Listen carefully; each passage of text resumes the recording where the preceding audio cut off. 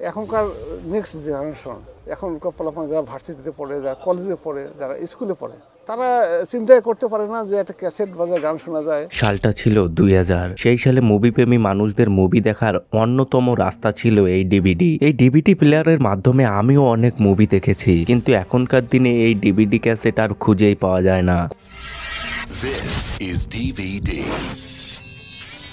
কোথায় গেল এই সব? সত্যিই কি মার্কেট থেকে উঠে গেছে এই ডিভিডি ক্যাসেট, নাকি এইগুলো এখনো চলছে? সবকিছু বিস্তারিতভাবে এক্সপ্লেন করবো আজকের এই ভিডিওতে, তাই ভিডিওটা শেষ অবধি দেখতে থাকো। और आजकल सीडीज एंड डीवीडीज जैसे गायब ही हो चुके हैं, तो ऐसा हुआ क्यों? For the holidays, one major retailer plans to do away with DVDs and Blu-ray discs. And Netflix is ending their mail-order DVD rental service. এখনো আসি, নস্টালজিয়া স্মৃতি, এদিকে আসলে আসা হয় একবার। ডিভিডি এটার ফুল ফর্ম হলো ডিজিটাল ভিডিও ডিস্ক অথবা digital versatile disc. DVD invent হয়েছিল বা ডেভেলপ করা হয়েছিল 1995 খ্রিস্টাব্দে এবং এটাকে ফার্স্ট রিলিজ করা হয় 1 নভেম্বর 1996 খ্রিস্টাব্দে জাপানে। তারপর থেকে আস্তে আস্তে সারা বিশ্বে ছড়াতে থাকে। ডিভিডির অনেকগুলো ভাগ রয়েছে, মানে এর স্টোরেজ অনুযায়ী এক একটা নাম দেওয়া হয়েছিল। যেমন ডিভিডি 1, এটাই 1.46 জিবির ক্যাপাসিটি ছিল। ডিভিডি 1, 2, 3, 4, 5, 6, 7, 8 এবং 18 অব্দি আছে। এগুলো সব এদের ক্যাপাসিটি অনুযায়ী এদের নাম রাখা হয়েছে। আমাদের এই বাজারে সব থেকে বেশি চলতো এই ডিভিডি 5, 4.7 জিবি। এই ডিভিডিটাই সব থেকে বেশি চলতো। এই সিডি আর ডিভিডির মধ্যে কিন্তু অনেক বড় পার্থক্য রয়েছে। সিডির ফুল ফর্ম হলো কম্প্যাক্ট ডিস্ক। এটার মধ্যে শুধুমাত্র গান ভরা যায়, কোনো ভিডিও ভরা যায় না। হলিউডের কিছু মুভি আছে যেগুলো ডিভিডিতে সেল করা হয়েছিল, সেগুলো এত পরিমাণে সেল হয়েছে যেগুলো ধারণার বাইরে। যেমন ফাইন্ডিং নেমো 4 নভেম্বর 2003 সালে রিলিজ করা হয়েছিল। 3,88,00,000 কপি ডিভিডি বিক্রি হয়েছিল। এর মধ্যে পপুলার মুভি আছে স্পাইডারম্যান, দ্য ডার্ক নাইট, অবতার, ট্রান্সফরমার, প্যারেটস অফ ক্যারিবিয়ান। এই সিরিজগুলোর প্রচুর পরিমাণে সিডি বিক্রি হয়েছিল। স্পাইডারম্যানের 1,95,00,000 ডিভিডি বিক্রি হয়েছিল। এই ডিভিডি গুলো দেখো 1 নভেম্বর 1996 সালে জাপানে রিলিজ করা হয় এবং পুরো এশিয়ায় রিলিজ করা হয় জানুয়ারি 1997 সালে। মানে ধরে রাখতে পারো 1997 সালেই আমাদের এই ইন্ডিয়ায় ডিভিডি রিলিজ করা হয়েছিল। এবং সেই সালেই প্রথম রিলিজ করা হয়েছিল বলিউডের একটা মুভি, কয়লা মুভি। এই মুভিটি হলো প্রথম ডিভিডি যেটা বলিউডের মুভি রিলিজ করা হয় বা ইন্ডিয়ান মুভি ডিভিডি ক্যাসেটে রিলিজ করা হয়। আর যদি বাংলা মুভির কথা বলো তাহলে 2000 সালের দিকে ঋত্বিক ঘটকের মুভিগুলো পুনরুদ্ধার করার জন্য, মানে তার 1990 দশকের শুরুতে যেই মুভিগুলো ছিল সেইগুলোকে বাঁচানোর জন্য তার মুভিগুলো সিডি ক্যাসেটে রিলিজ করা হয়েছিল। 1961 সালে সপ্তপদী মুভি বক্স অফিসের রেকর্ড ভেঙেছিল এবং এই মুভিটা বক্স অফিসে রেকর্ড করার পর তারপরে ডিভিডিতে রিলিজ করা হয় এবং সেটাও খুব চলেছিল। আমি যখন এই ডিভিডিতে মুভি দেখতাম প্রায় 2010 সালের দিকে, তখন একটা ডিভিডিতে 5টা মুভি থাকতো এবং 20 টাকা করে নিত, এবং যদি ভাড়ায় আনতাম তাহলে 10 টাকা করে নিত এক সপ্তাহের জন্য। কিন্তু আস্তে আস্তে এই পুরো বিশ্ব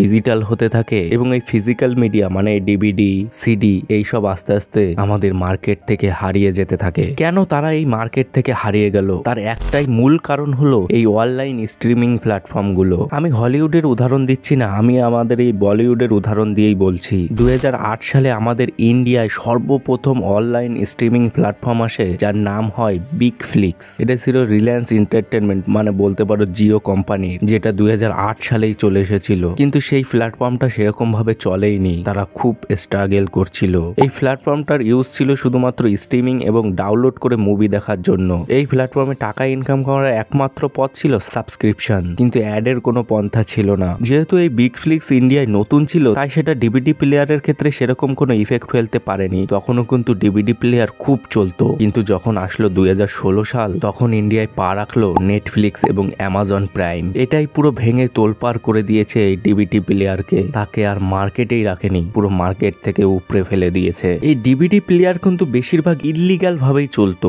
মানে ইন্ডিয়ায় এমন কোনো ডিস্ট্রিবিউশন কোম্পানি ছিল না যেগুলো মুভিগুলো ডিভিডি প্লেয়ারে রিলিজ করা হতো। মানে বেশিরভাগ মুভি থিয়েটার থেকে রেকর্ডিং করে ওই ডিভিডি প্লেয়ারে ইল্লিগাল ভাবে বিক্রি করে মার্কেটে ছেড়ে দিত। এর জন্য ইন্ডিয়ায় কিন্তু এই ডিভিডি প্লেয়ারে সেরকম কোনো ডিস্ট্রিবিউশন কোম্পানি নেই। মার্কেটে ডিভিডি প্লেয়ারে যত মুভি চলতো সবগুলো ইল্লিগাল ভাবেই চলতো। দেখো এর একটা মূল কারণ ছিল একটা ফাঁকা ডিভিডি 11 টাকা বা 9.5 টাকায় পাওয়া যেত এবং সেটা পাওয়া যেত 4.7 জিবি। মানে সেটার মধ্যে মুভি রেকর্ডিং করে ঢোকানো যেত এবং যে কেউ এই ফাঁকা ডিভিডি কিনে তার মধ্যে মুভি ভরে মার্কেটে রিলিজ করে দিত। এর জন্য এই ইল্লিগাল কাজের জন্য জন্য ডিভিডিতে সেরকম মুভি রিলিজ করাই হতো না। যখন ডিভিডি প্লেয়ারের যুগ ছিল তখনকার মুভিগুলো বক্স অফিসে 6 মাস 7 মাস এবং কোনোটা তো 1 বছরও চলতো। যেমন জিতের সাথী মুভিটা বক্স অফিসে পুরো 1 বছর ধরে চলেছিল। এই 1 বছর চলার পর তারপরে টিভি ডিস্ট্রিবিউশন কোম্পানি যেমন জি বাংলা সিনেমা, জলসা মুভিজ এবং বলিউডের স্টার গোল্ড, জি সিনেমা এসব ডিস্ট্রিবিউশন কোম্পানির কাছে বিক্রি করে দিত। তারা কিন্তু এই ডিভিডি ক্যাসেট রিলিজ করতো না, তারা ওই টিভি কোম্পানির কাছে বিক্রি করে দিত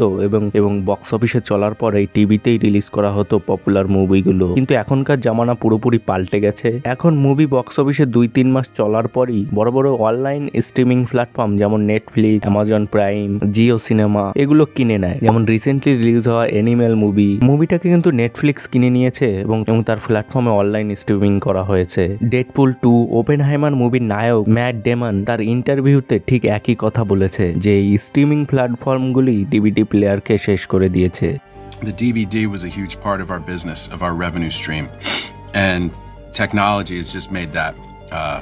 And when that went away, that changed the type of movies that বাংলায় যে কোনো অফিসিয়ালি ভাবে ডিভিডি ক্যাসেট লঞ্চ করা হয়নি সেরকম কিন্তু নয়। টাইমস অফ ইন্ডিয়ায় 2017 সালে 11 জানুয়ারি ও 12 জানুয়ারি দুটো মুভির ডিভিডি রিলিজ করা হয় অফিসিয়ালি ভাবে। যেমন 11 জানুয়ারি 2017 সালে বাপি বাড়িজা এই মুভিটি কলকাতা ইন্টারন্যাশনাল বুক ফেয়ারে রিলিজ করা হয়েছিল এবং 12 জানুয়ারি 2017 সালে সৃজিত মুখার্জির মুভি চতুষ্কোণ মুভিটির ডিভিডি লঞ্চ করা হয়েছিল। কিন্তু মুভিগুলো সেরকম চলেনি। এখন এই ডিভিডি গুলো নস্টালজিয়ায় পরিণত হয়েছে।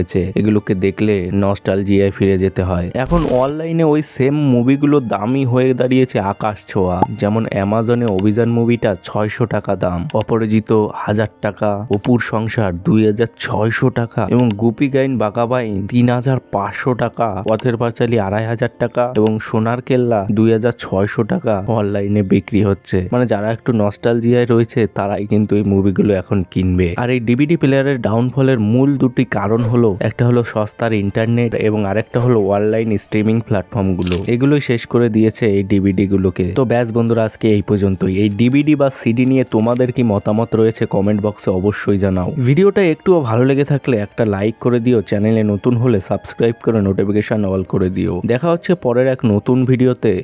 বাই।